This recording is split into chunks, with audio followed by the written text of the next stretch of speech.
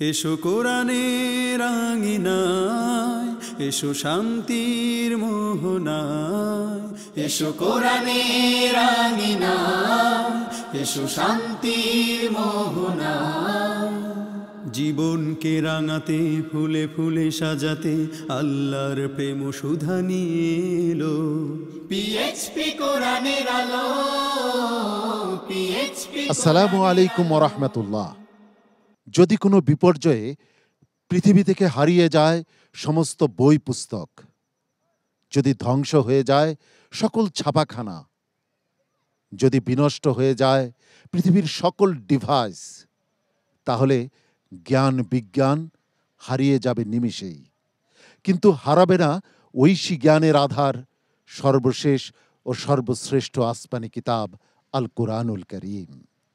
কারণ আল কুরআনুল কারীমকে সংরক্ষণের ওয়াদা করেছেন স্বয়ং আল্লাহ সুবহানাহু ওয়া তাআলা। পবিত্র কুরআনুল কারীমের তিলাওয়াতের অনুষ্ঠান, হিফজুল কোরআন প্রতিযোগিতার অনবদ্য অসাধারণ আয়োজন, পিএইচপি কোরআনের আলো প্রতিভার সন্ধানে 2025-এ আপনাদের সবাইকে স্বাগত জানাচ্ছি। আমি শাহ ইফতেখার তারিক।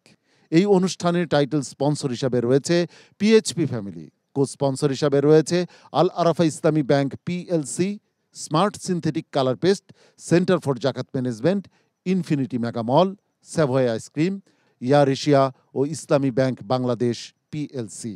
প্রিয় দর্শক, আমরা গ্র্যান্ড ফিনালের আলোকিত মঞ্চে যাওয়ার আগের পর্বে রয়েছি।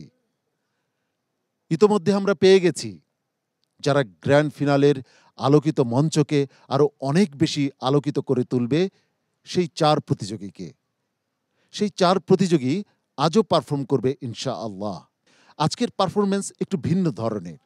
এখানে সম্মানিত বিচারক মণ্ডলী কোনো প্রশ্ন করবেন না, একজন প্রতিযোগী অপরকে প্রশ্ন করবে।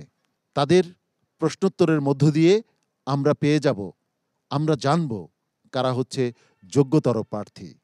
প্রিয় দর্শক, সম্মানিত বিচারক হিসাবে যারা রয়েছেন, চলুন তাদের সঙ্গে পরিচিত হয়ে নেই। সম্মানিত বিচারক হিসাবে যথারীতি উপস্থিত রয়েছেন কোরআনের আলো ফাউন্ডেশনের সম্মানিত ভাইস চেয়ারম্যান আন্তর্জাতিক কারি মোহাম্মদ জহিরুল ইসলাম।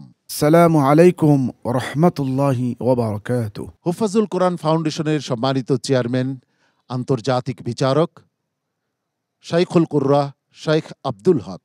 আসসালামু আলাইকুম ওয়া রাহমাতুল্লাহ। আন্তর্জাতিক বিচারক শাইখ শুয়াইব আল আজহারি। আসসালামু আলাইকুম ওয়া রাহমাতুল্লাহি ওয়া বারাকাতুহু। কোরআনের আলো ফাউন্ডেশনের সম্মানিত চেয়ারম্যান মাওলানা আবুল কাশেম। আসসালামু আলাইকুম ওয়া রাহমাতুল্লাহ। হাফিজ মাওলানা জাকারিয়া। আসসালামু আলাইকুম ওয়া রাহমাতুল্লাহি ওয়া বারাকাতুহু। ওয়া আলাইকুম আসসালাম ওয়া রাহমাতুল্লাহি ওয়া বারাকাতুহু। প্রিয় দর্শক, পরিচয় পর্ব শেষ হলো। ডেকে নিচ্ছি দুজন প্রতিযোগীকে।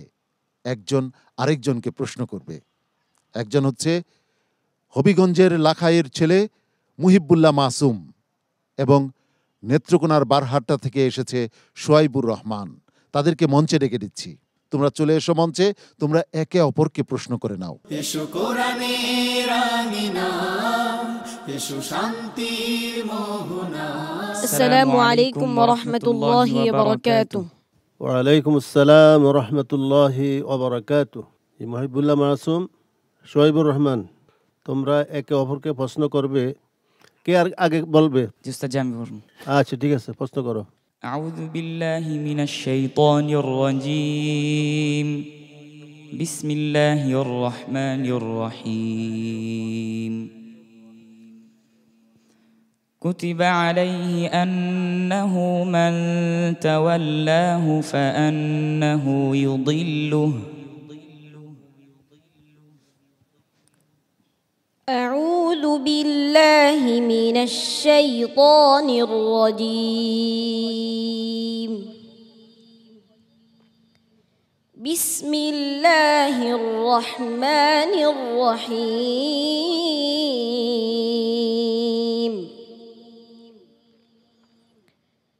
كتب عليه أنه من تولاه فأنه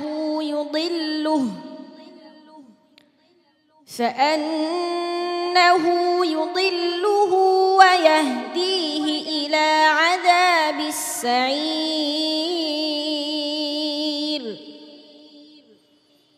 يا أيها الناس إن كنتم في ريب من البعث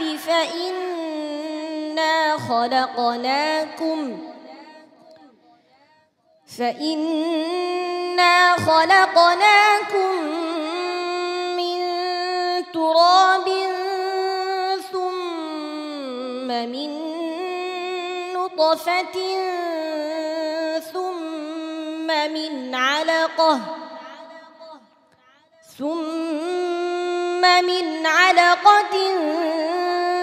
ثم من مضغة مخلقة وغير مخلقة لنبين لكم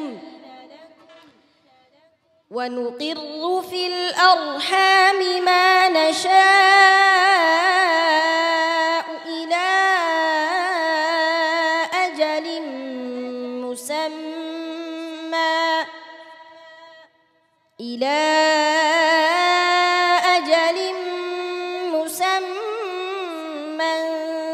ثم نخرجكم طفلا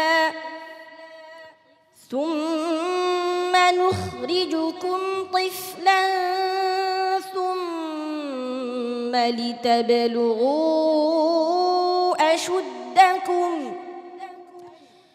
ومنكم من يتوفى ومنكم من يرد إلى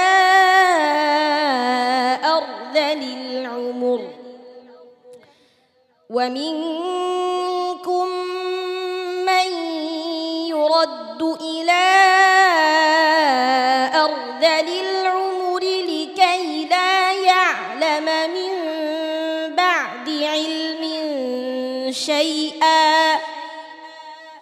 وترى الأرض هامدة فإذا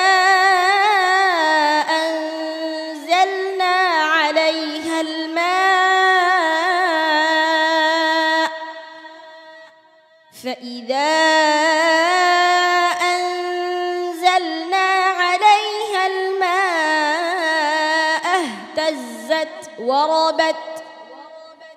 اهتزت وربت وأنبتت من كل زوج بهيج حسبك. صدق الله مولانا العظيم. তুমি প্রশ্ন করো রে। بسم الله الرحمن الرحيم. ومن يعص الله ورسوله أعوذ بالله من الشيطان الرجيم. بسم الله الرحمن الرحيم.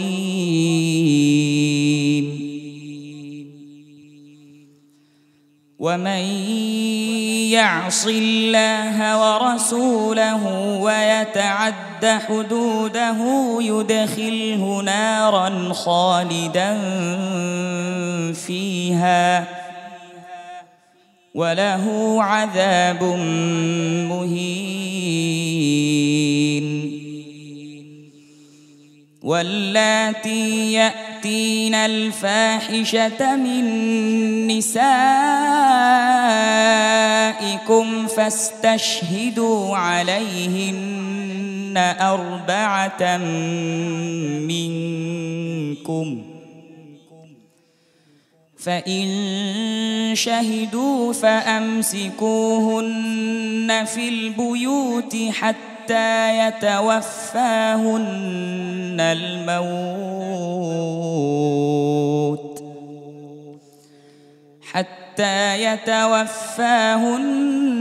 الموت أو يجعل الله لهن سبيلا. واللذان يأتيانها منكم فآذوهما فإن تابا تابا وأصلحا فأعرضوا عنهما إن الله كان توابا رحيما إنما التوبة على الله للذين يعملون السوء بجهالة ثم يتوبون من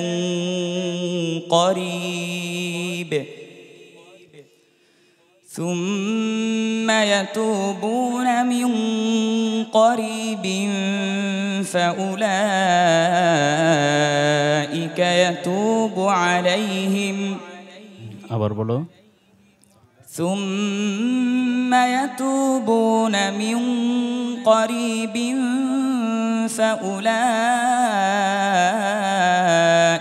يتوب الله عليهم وكان الله عليما حكيما وليست التوبة للذين يعملون السيئات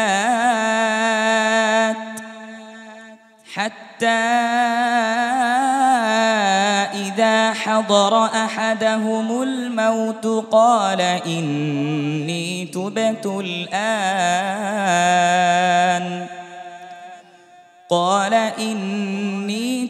الآن ولا الذين يموتون وهم كفار أولئك أعتدنا لهم عذابا أليما حسبك صدق الله العظيم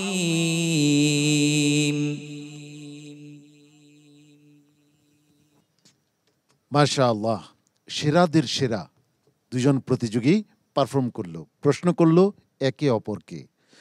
মুহিবুল্লাহ মাসুম এবং শোয়েবুর রহমান, তাদের পারফরমেন্স কেমন ছিল জেনে আসি উস্তাদুল হুফাজ শাইখ আব্দুল হক সাহেবের কাছ থেকে। মাশাআল্লাহ, আলহামদুলিল্লাহ। উভয় প্রতিযোগী একে অপরকে প্রশ্ন করছে, আলহামদুলিল্লাহ। দুজনে স্ট্রং, খুব টাইট প্রতিযোগী, আলহামদুলিল্লাহ। শক্ত প্রতিযোগী এই পর্যন্ত হয়ে আসছে গ্র্যান্ড ফাইনালের আগে পর্বে নাকি। শোয়েবুর রহমানের গুন্ডাগুলি প্রত্যেকটা গুন্ডা বেশি বেশি হয়েছে, খুব সতর্ক থাকতে হবে ইনশাআল্লাহ। এগিয়ে যাও দুইজন। আল্লাহ। মোহতারাম জহিরুল ইসলাম, তাদের তেলাওয়াত সত্যিকারই উন্নত মানের। ইনশাআল্লাহ তোমরা আরও চেষ্টা করবে, ভালো মানের একটা হাফেজ হবে এবং তোমার আল্লাহ রাব্বুল আলামিন কোরআনের মাধ্যমে তোমাকে ভালো একটি জায়গা তৈরি করে দিবেন। বাকি দুজন প্রতিযোগীর পারফরমেন্স আমরা উপভোগ করব ইনশাআল্লাহ। ডেকে নেব সে দুজন প্রতিযোগীকে। পিএইচপি কোরআনের আলো, পিএইচপি কোরআনের আলো। প্রিয় দর্শক, আমরা রয়েছি ফ্যান্টাস্টিক 4 পর্বে। বিরতির আগে দুজন প্রতিযোগীর পারফরমেন্স আমরা উপভোগ করেছি। এবার উপভোগ করব যে দুজন প্রতিযোগী আমার পাশে রয়েছে তাদের পারফরমেন্স। আমার পাশে রয়েছে আব্দুল্লাহ আল সানিম, কুমিল্লার প্রতিযোগী, নাঙ্গলকোট কুমিল্লার প্রতিযোগী। তারপর রয়েছে ছোট্ট প্রতিযোগী হুসাইন আহমদ, এসেছে ঝিনাইদহ থেকে। আজকের পারফরমেন্স মূল্যায়িত হবে এবং আগামীকাল গ্র্যান্ড ফিনালের পারফরমেন্সও মূল্যায়িত হবে। দুদিনের পারফরমেন্স মূল্যায়ন করে সম্মানিত বিচারক মণ্ডলী বেছে নেবেন 2025-এর সেরা প্রতিযোগীকে। হুসাইন এবং আব্দুল্লাহ আল সানিম, তোমরা একে অপরকে প্রশ্ন করো। তোমাদের প্রশ্নের মধ্য দিয়ে সম্মানিত বিচারক মণ্ডলী তোমাদের পারফরমেন্সের মূল্যায়ন করবেন ইনশাআল্লাহ। তোমাদের আগে দুজনে একে অপরকে প্রশ্ন করছে, যেভাবে এবার প্রশ্ন করবে। হ্যাঁ। أعوذ بالله من الشيطان الرجيم بسم الله الرحمن الرحيم وهو الذي أرسل الرياح بشرا بين يدي رحمته أعوذ بالله من الشيطان الرجيم بسم الله الرحمن الرحيم وهو الذي أرسل الرياح بشرا برحمته وأنزلنا من السماء ماء طهورا لنحيي به بلدة ميتا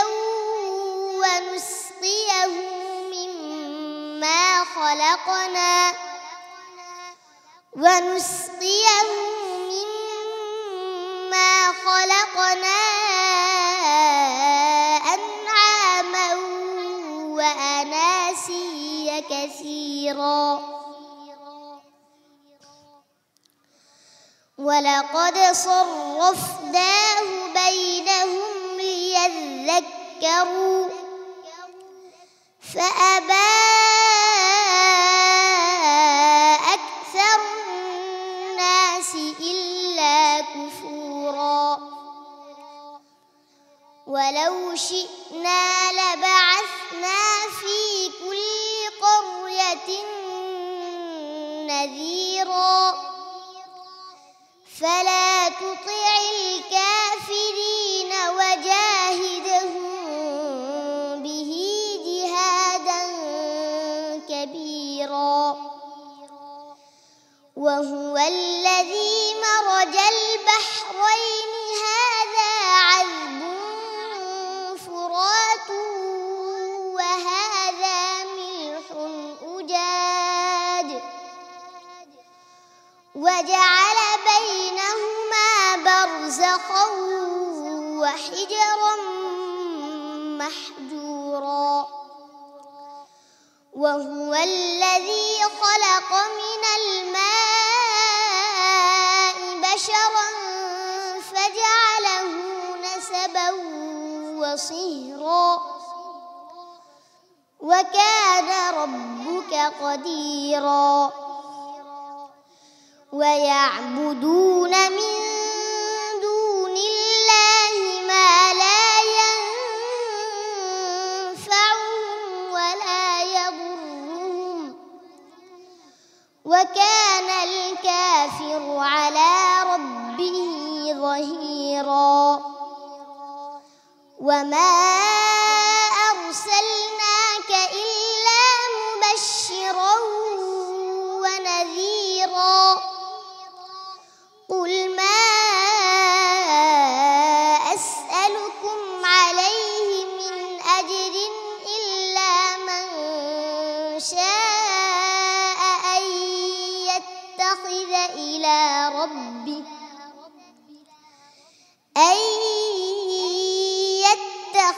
إلى ربه سبيلا حسبك صدق الله مولانا العظيم তুমি প্রশ্ন করো ওকে أعوذ بالله من الشيطان الرجيم بسم الله الرحمن الرحيم فكلا أخذنا بذنبه أعوذ بالله من الشيطان الرجيم بسم الله الرحمن الرحيم فكلا أخذنا بذنبه فمنهم من أرسلنا عليه حاصبا ومنهم من أخذته الصيحة ومنهم من خسفنا به الأرض ومنهم من أغرقنا وما كان الله ليظلمهم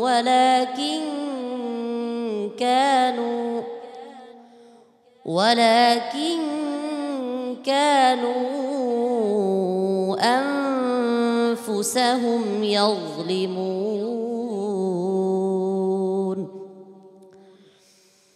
مثل الذين اتخذوا من دون الله أولياء كمثل العنكبوت اتخذت بيتا وإن أوهن البيوت لبيت العنكبوت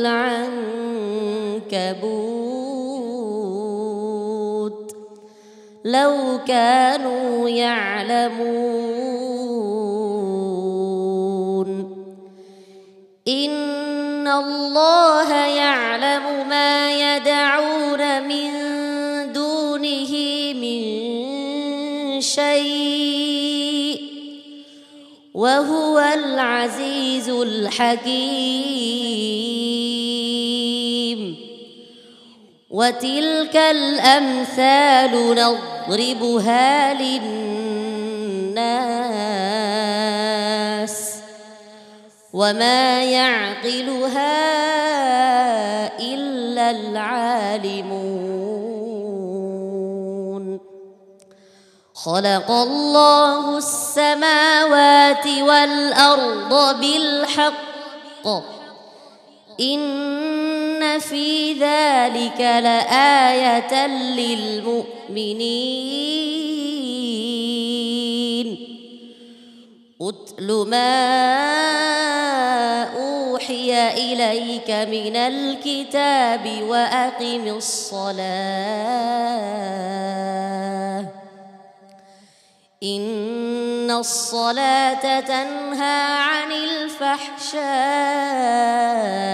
والمنكر ولذكر الله أكبر والله يعلم ما تصنعون حسبك صدق الله العظيم পিএইচপি কোরআনের আলো, পিএইচপি কোরআনের আলো। মাশাআল্লাহ, দুজন সেরাদের সেরা, ফ্যান্টাস্টিক ফোরের দুজন প্রতিযোগী, তাদের পারফরমেন্স আমরা উপভোগ করলাম। প্রিয় দর্শক, তাদের পারফরমেন্স কেমন ছিল জেনে আসি ওস্তাদুল হুফাজের কাছ থেকে।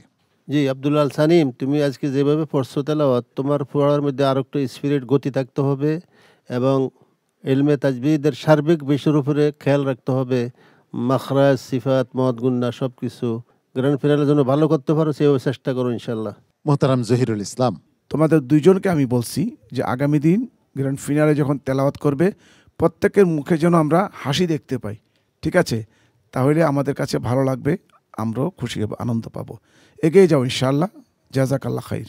সম্মানিত বিচারক মোহতারাম শোয়াইব আল আজহারি, আব্দুল্লাহ আল সানিমের পারফরমেন্সের মূল্যায়ন তো আমরা শুনলাম, আমরা শুনতে চাই আপনার কাছ থেকে হুসাইন আহমদের পারফরমেন্সের মূল্যায়ন। মাশাআল্লাহ, তাবারাকাল্লাহ।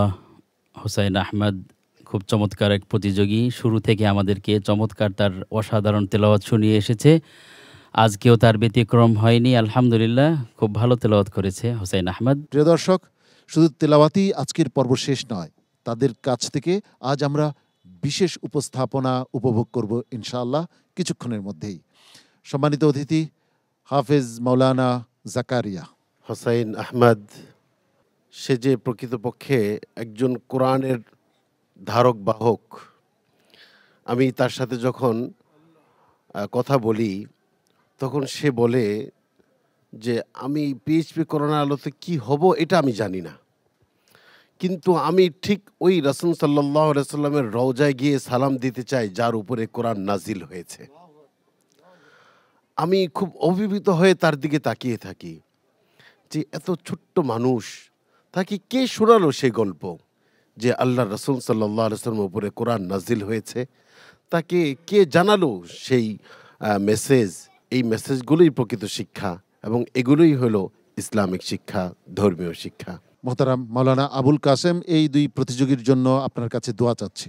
আমি তোমাদের জন্য সত্যিকারী আল্লাহর কাছে প্রার্থনা করি, দোয়া করি, আরও যেন তোমরা সুনাম করতে পারো এবং তোমরা আন্তর্জাতিক হাফেজ হয়ে যেন তোমরা বাংলাদেশের বাইরেও ইনশাল্লাহ যাওয়ার তৌফিক ক্ষমতা আল্লাহ পাক রব্বুল আলামিন যেন দেয়।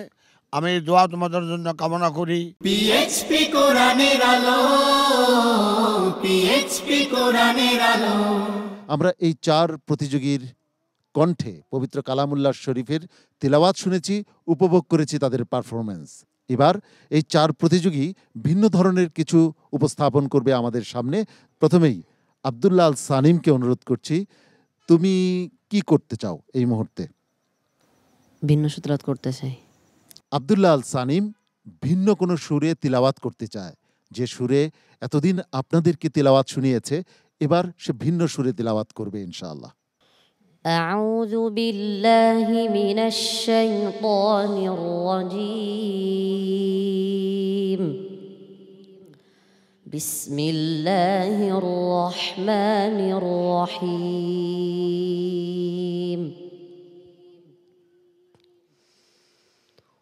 ولقد نجينا بني إسرائيل من العذاب المهين من فرعون إنه كان عاليا من المسرفين ولقد اخترناهم على علم على العالمين وآتيناهم من الآيات ما فيه بلاء مبين إن هؤلاء ليقولون إن هي إلا موتتنا الأولى وما نحن بمنشرين. হাসবুক, তুমি আর অন্য কোনো সুরে পারো? আর কার সুরে পারো? মাকামে আজম। তো এখন যেটা পড়ছো আইয়ুবের সুরে তো হয় নাই, পুরোপুরি অনুকরণ তো হয় না আইয়ুবের সুরটা। অন্য সুরে পড়ো, কি পারো দেখি। أعوذ بالله من الشيطان الرجيم. بسم الله الرحمن الرحيم.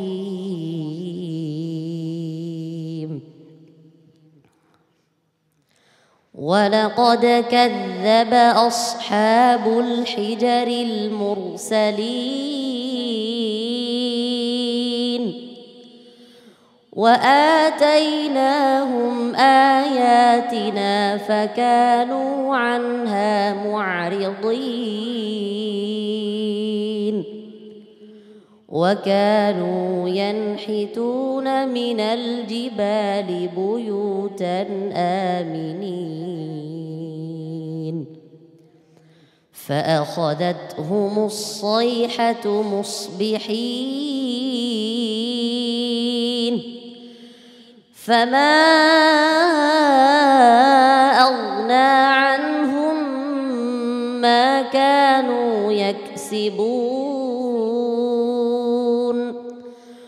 وما خلقنا السماوات والأرض وما بينهما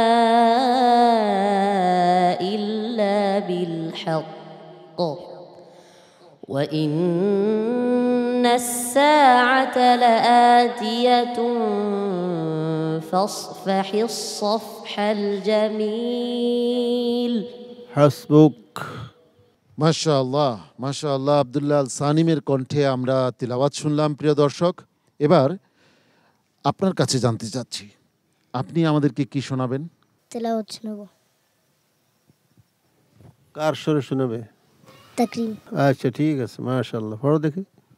أعوذ بالله من الشيطان الرجيم. بسم الله الرحمن الرحيم. فإنكم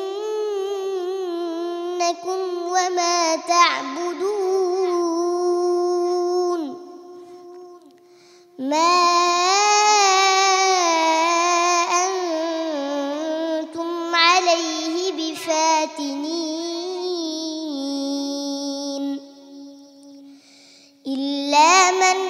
صال الجحيم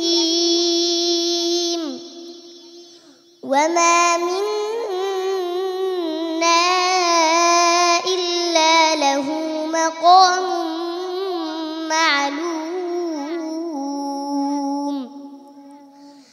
وإنا لنحن الصافون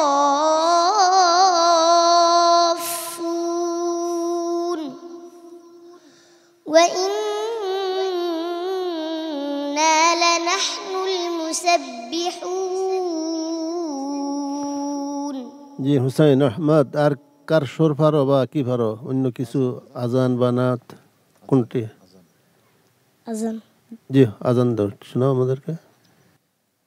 الله أكبر الله أكبر الله أكبر الله أكبر أشهد أن لا إله إلا الله أشهد أن لا إله إلا الله أشهد أن محمد رسول الله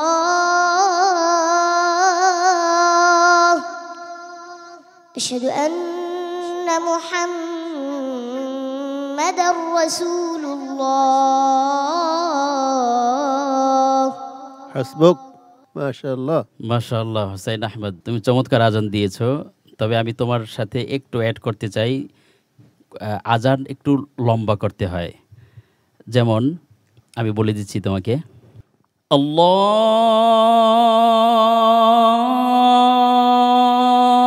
আকবার আল্লাহু আকবার। বুঝতে পেরেছো? এরপরে তুমি আশহাদু আল্লা ইলাহা যখন বলেছো, আশহাদু আল্লা ইলাহা ইল্লাল্লাহ,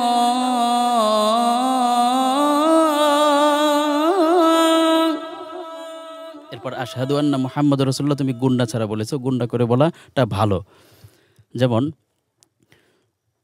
আশহাদু আন্না মুহাম্মাদুর রাসূলুল্লাহ,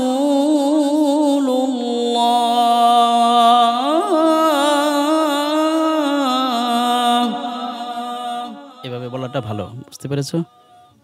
পিএইচপি কোরআনের আলো, পিএইচপি কোরআনের আলো। প্রিয় দর্শক, আপনারা ইতোমধ্যেই জেনে গেছেন আমরা পেয়ে গেছি গ্র্যান্ড ফিনালের আলোকিত মঞ্চের জন্য 4 প্রতিযোগীকে। সেই 4 প্রতিযোগী নিয়ে আজকের এই ফ্যান্টাস্টিক 4 পর্ব। এই 4 প্রতিযোগী আগামীকাল ইনশাআল্লাহ সরাসরি আপনাদের সামনে হাজির হবে তাদের পারফরমেন্স দিয়ে। আজ বিরতির আগে 2 জন প্রতিযোগীর পারফরমেন্স আমরা উপভোগ করেছি। এখন সোহাইবুর রহমানের কাছ থেকে জানতে চাচ্ছি, তুমি দর্শকদের জন্য কি উপহার দিবে? আমি বিভিন্ন সুরে পড়ব। কয় সুরে পড়তে পারো? 2টি। কার কার? আব্দুল ওয়ালি আল আরকানি এবং মাকামে আজম। আচ্ছা, আর কারেরটা পড়ো দেখি। আউযু বিল্লাহি মিনাশ শাইতানির রাজীম। বিসমিল্লাহির রহমানির রহিম।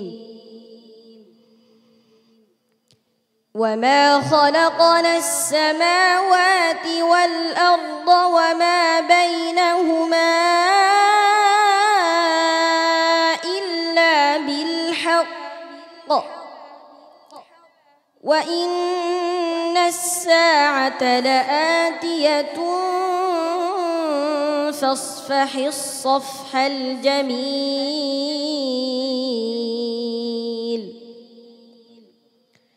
إن ربك هو الخلاق العليم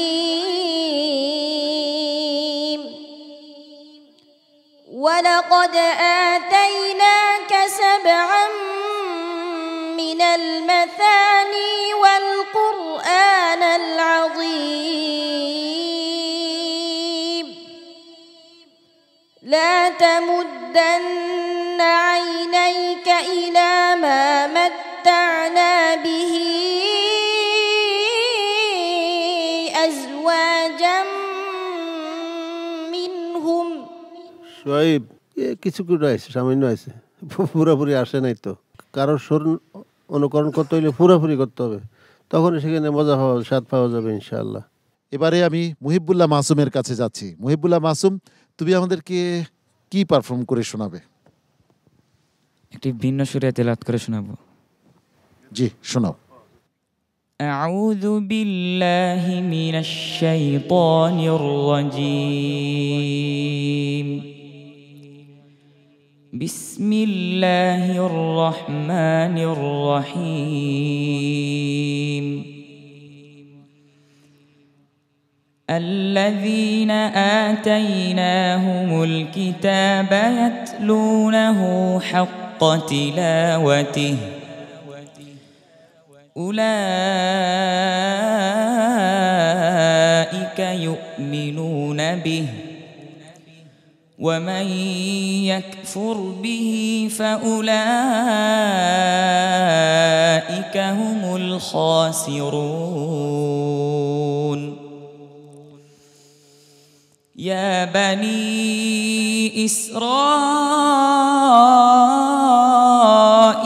اذكروا نعمتي التي أنعمت عليكم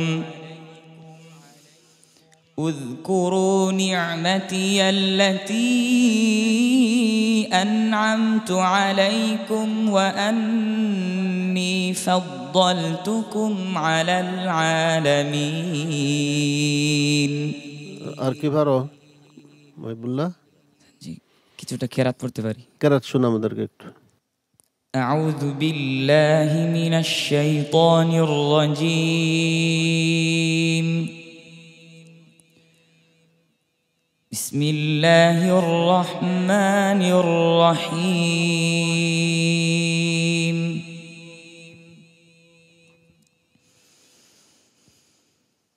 والتين والزيتون وطور سينين وهذا البلد الأمين لقد خلقنا الإنسان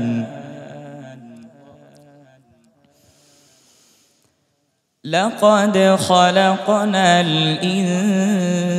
الإنسان في أحسن تقويم ثم رددناه أسفل سافلين إلا الذين آمنوا وعملوا الصالحات فلهم أجر غير ممنون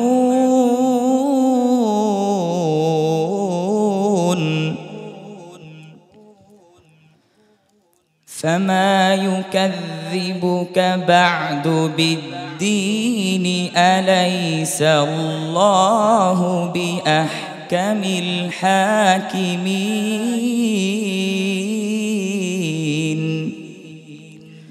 صدق الله العظيم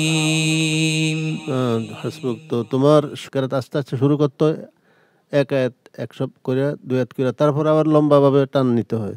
তো চেষ্টা করলে পারবা ইনশাল্লাহ। মুহিবুল্লাহ মাসুমের চমৎকার কণ্ঠে আমরা কেরাত শুনছিলাম। এই চার প্রতিযোগী আগামীকাল গ্র্যান্ড ফিনালের আলোকিত মঞ্চে পারফর্ম করবে ইনশাআল্লাহ।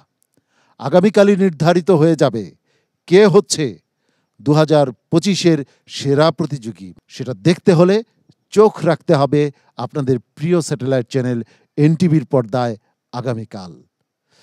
সম্মানিত বিচারকদের আন্তরিক মোবারকবাদ ও ধন্যবাদ জানাচ্ছি কোরআনের আলো ফাউন্ডেশনের সম্মানিত কর্মকর্তাদের। প্রিয় দর্শক, আপনাদেরও মোবারকবাদ ও ধন্যবাদ জানাচ্ছি আমাদের সঙ্গে থাকবার জন্য। আগামীকাল আপনাদের প্রিয় স্যাটেলাইট চ্যানেল এনটিভির পর্দায় সরাসরি পিএইচপি কোরআনের আলো প্রতিভার সন্ধানে 2025-এর গ্র্যান্ড ফিনালে দেখার আন্তরিক আমন্ত্রণ জানাচ্ছি। মহান রাব্বুল আলামিন আপনাদের সবাইকে ভালো রাখুন, সুস্থ রাখুন, ঈমান ও আমলের সঙ্গে রাখুন। এই প্রত্যাশায় আমি শাহ ইফতেখার তারিক আজকের মতো এখানেই বিদায় নিচ্ছি। আসসালামু আলাইকুম ওয়া রাহমাতুল্লাহি ওয়া বারাকাতুহু। পিএইচপি কোরআনের আলো, পিএইচপি কোরআনের আলো, পিএইচপি কোরআনের আলো।